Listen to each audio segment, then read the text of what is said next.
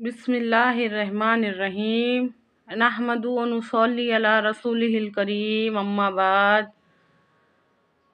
آپ لوگوں نے شاید اس بات میں غور کیا یا نہ کیا، غور کرو اس بات میں۔ یہ کوئی رٹا رٹایا سبق نہیں ہے۔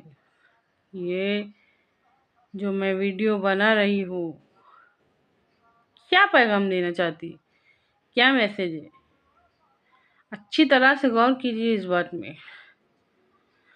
اللہ کے واسطے اس کو سمجھنے کی کوشش کیجیے۔ علماء فرماتے ہیں کہ ایمان کی فکر صرف ایمان والوں کو ہوتی ہے۔ ایمان کی فکر صرف اور صرف ایمان والوں کو ہوتی ہے۔ خود منافق اس سے بری ہوتا ہے۔ منافق اس سے بری ہوتا ہے۔ اس بات کا کیا مطلب ہے؟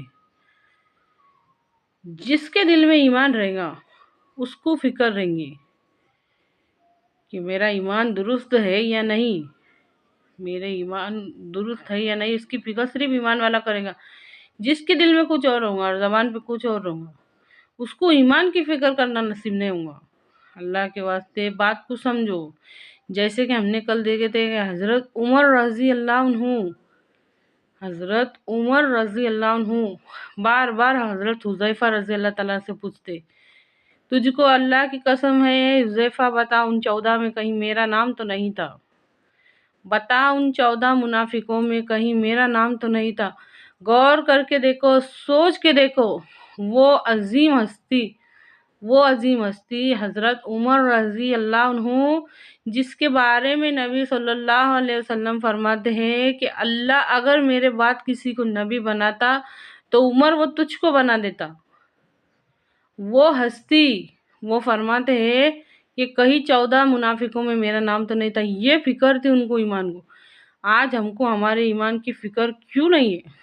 آج ہم اتنے آرام سے، اتنے چین سے ہمارے ایمان کے بارے میں کیسے بیٹھ گئے؟ سوچو، بات کو سمجھو۔ یہ شیطان کی چال رہتی، یہ شیطان کی چال رہتی۔ اے اللہ، امت مسلمہ کی آنکھوں کو کھول دے، دین کا فہم، دین کی سمجھ عطا کر، آمین۔ شیطان، ہمارا نفس یہ چاہتے کہ ہم ان سب باتوں کو نہ سمجھ پائے، ان سے دور ہی رہے تو اچھا ہے، ان سے دور ہی رہے تو اچھا ہے۔ ایمان کی فکر صرف ایمان والوں کو رہتی ہے، منافق اس سے دور ہوتا ہے۔ اس بات میں غور کریں گے نا تو ہمارے بات سمجھ میں آئیں گی۔ کیا وجہ ہے کہ آج ہماری ایمانی کمزوری اس قدر بڑھ گئی؟ جو 3 بات بتائے تھے آپ صلی اللہ علیہ وسلم نے کہ اگر تم کسی برائی کو ہوتا ہوا دیکھو تو اس کو ہاتھ سے روکو، یہ ایمان کا پہلا درجہ ہے۔ یہ نہیں ہو سکتا تو زبان سے روکو، یہ ایمان کا دوسرا درجہ ہے۔ یہ نہیں ہو سکتا تو کم سے کم دل میں برا محسوس کرو۔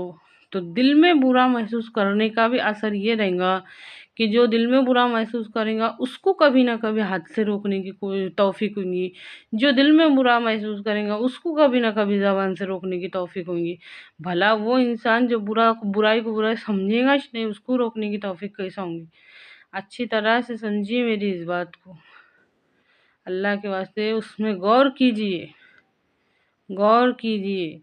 یہ کوئی رٹا رٹایا سبق نہیں ہے۔ اگر ہم یہ بات سمجھ گئے نا، بہت کچھ سمجھ گئے۔ کیونکہ انسان اپنی سمجھ کے اوپر، اپنی نسل کو، اپنے بچوں کی تربیت اپنی سمجھ کے اوپر، اپنی سوچ کے اوپر، کہ جو چیز کو میں اچھا سمجھتا ہوں وہ میں میرے بچوں کے واسطے اچھا سمجھوں گا، یہ اس کا خیال رہتا۔ تو اگر ہم سب سمجھ جائیں گے نا تو بہت بڑی بات ہو جائیں گی۔ اللہ کے واسطے غور کیجیے اس بات میں، غور فکر کیجیے۔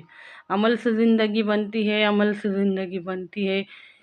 عمل کون سی بات میں ایکٹیویٹی چاہیے؟ شعبہ دین 5 شعبے ہیں، 5 ارکان نہیں ہے، دین 5 شعبے۔ معاملات میں عمل چاہیے، معاشرات میں عمل چاہیے، اخلاق میں عمل چاہیے، ان سب باتوں میں عمل چاہیے، اس کے اوپر عمل ہونا چاہیے۔ اگر انسان کے اندر سے یہ 3 چیزیں نکال دی جائے، سمجھ، ارادہ اور اختیار، سمجھ، ارادہ اور اختیار، تو اس کے اندر کیا بچے گا؟ اچھی طرح سے سمجھیے اس بات کو۔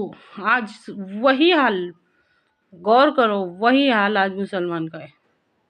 اسلام کے واسطے اس کے اندر یہ تینوں چیز نہیں ہے، دین کے واسطے، دین کے عمل کے واسطے اس کے اندر یہ تینوں چیز نہیں رہی ہے۔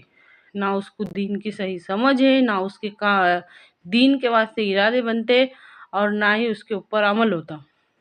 اسلام کے 5 ارکان کے واسطے ارادے بنتے، ان پہ عمل ہو جاتا، وہ بھی کس کا ہوتا، کس کا نہیں ہوتا، لیکن اسلام کے یہ دین کے 5 شعبوں کے واسطے نہ ارادہ بنتا، نہ سمجھ آ رہی، اور نہ اس کے اوپر عمل ہو رہا۔